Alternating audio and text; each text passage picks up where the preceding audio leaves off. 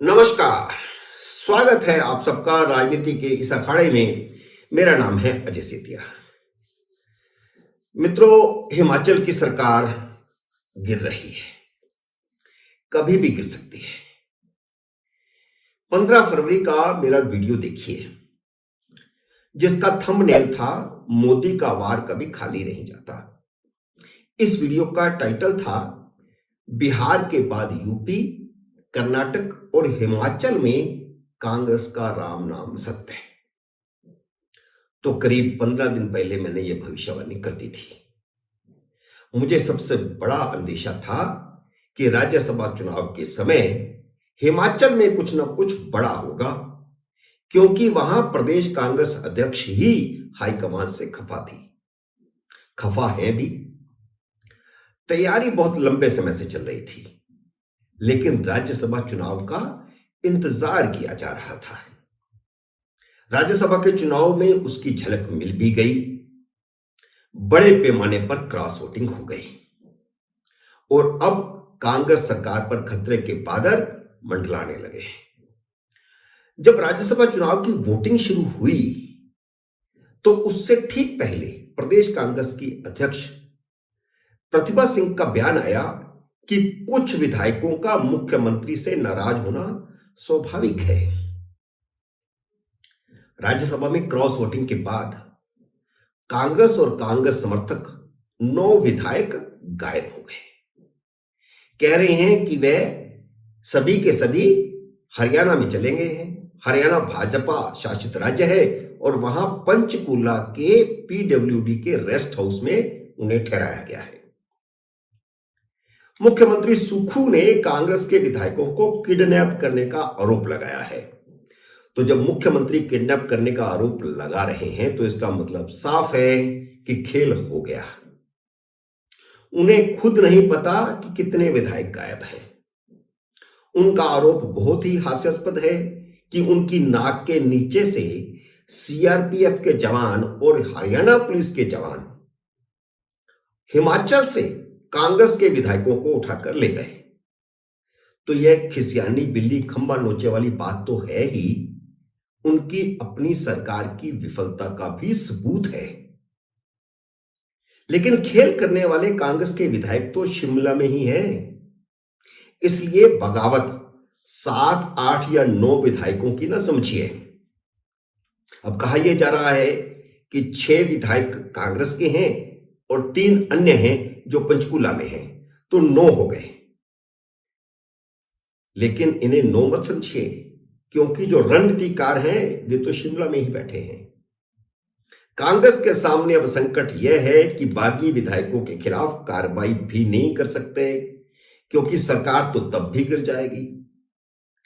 हिमाचल में कांग्रेस के सामने आगे कुआं पीछे खाई वाली बात हो गई है। हालांकि हिमाचल में कुएं तो होते नहीं, पंजाब से लगते कुछ इलाकों में हो सकते हैं, सुक्खू के इलाके में है तो वहां खाई ज्यादा है, तो सरकार खाई में ही गिरेगी, इधर गिरे या उधर गिरे।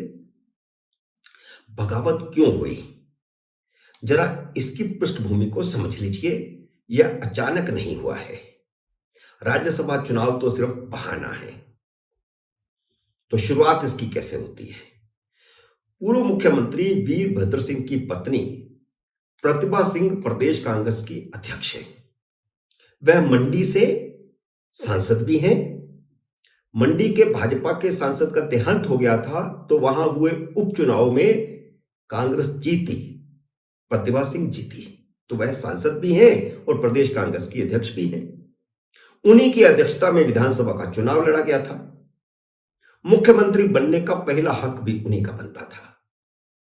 लेकिन सोनिया गांधी, राहुल गांधी और प्रियंका वाड्रा ने मिलकर सुखविंदर सिंह सुक्खू को मुख्यमंत्री बना दिया।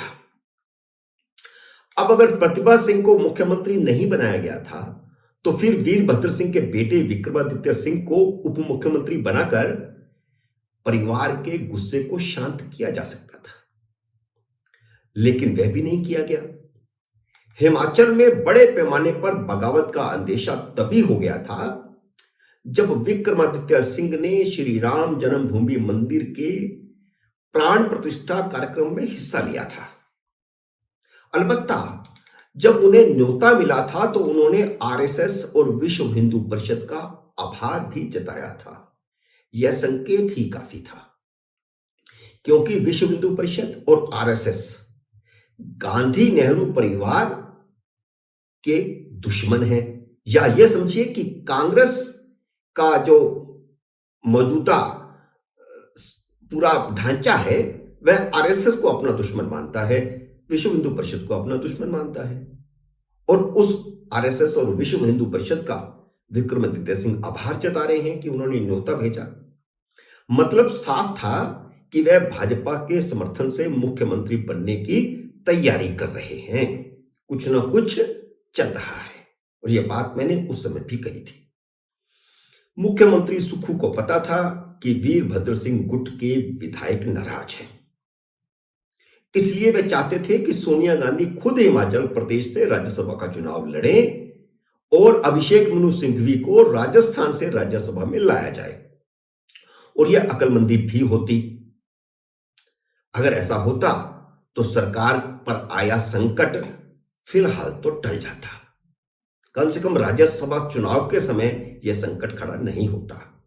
इसके लिए फिर और कोई मौका ढूंढा जाता। लेकिन लगता यह है कि सोनिया गांधी भी रिस्क नहीं लेना चाहती थी। वह हिमाचल प्रदेश के राज परिवार की नाराजगी से वाकिफ थी।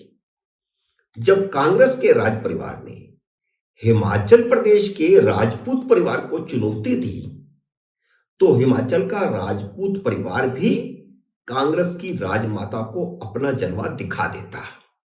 तो सोनिया को यह डर था कि उसे भी हराया जा सकता है, इसलिए सोनिया गांधी ने वहां अभिषेक मनु सिंघवी को भेज दिया। जबकि अभिषेक मनु सिंघवी तो है राजस्थान के, तो राजस्थान में उनको इसलिए नहीं भेजा क्योंकि सोनिया गांधी को डर था। और भाजपा ने मौका देखकर कांग्रेस से आए हर्ष महाजन को मैदान में उतार दिया। हर्ष महाजन भाजपा में आने से पहले कांग्रेस में वीरभद्र सिंह के खास थे और वीरभद्र सिंह के वफादार विधायकों से वह खुद भी संपर्क में थे। बाकी काम मां बेटे ने कर दिया, यानी प्रतिभा सिंह और विक्रमादित्य सिंह ने। खेल तो उन्होंने करना था। इसके संकेत तो राम जन्मभूमि मंदिर के निर्माण के समय भी मिलने शुरू हो गए थे। हिमाचल की 68 सदस्यों की विधानसभा में कांग्रेस के 40 विधायक हैं। 3 विधायकों का उन्हें समर्थन भी है, यानी 43 विधायक, जबकि दूसरी तरफ भारतीय जनता पार्टी की सिर्फ 25 विधायक हैं। अब अगर 43 में से कांग्रेस के 9 विधायक टूट चुके हैं तो कांग्रेस के पास बचे 34 विधायक। दूसरी तरफ भी अगर देखा जाए तो 34 हो गए, क्योंकि 68 का सदन है, 34 इधर हो गए, 34 उधर हो गए। लेकिन विक्रमादित्य सिंह खुद तो शिमला में ही हैं, यानी बहुमत उनके पास आ चुका है। उनको साथ मिला दीजिए तो भाजपा और बागी और विक्रमादित्य सिंह मिलकर के बनते हैं 35 और उधर बचते हैं 33। 8-9 विधायकों को तोड़ना आसान काम नहीं था। फिर भी अगर कांग्रेस का उम्मीदवार हार जाता है तो इसका मतलब है कि सुक्खू सरकार बहुमत खो चुकी है। अब हारे या ना हारे, लेकिन बगावत तो हो गई है। अब तो सवाल सरकार का है, राज्यसभा का नहीं। मित्रों, उम्मीद है मेरा यह वीडियो आपको पसंद आया होगा। इसे लाइक और शेयर कीजिए। अगर आपने मेरे YouTube चैनल को अब तक सब्सक्राइब नहीं किया तो कृपया सब्सक्राइब करके अपना आशीर्वाद दीजिए। जल्द ही मिलते हैं अगले वीडियो में किसी अन्य विषय के साथ। तब तक नमस्कार।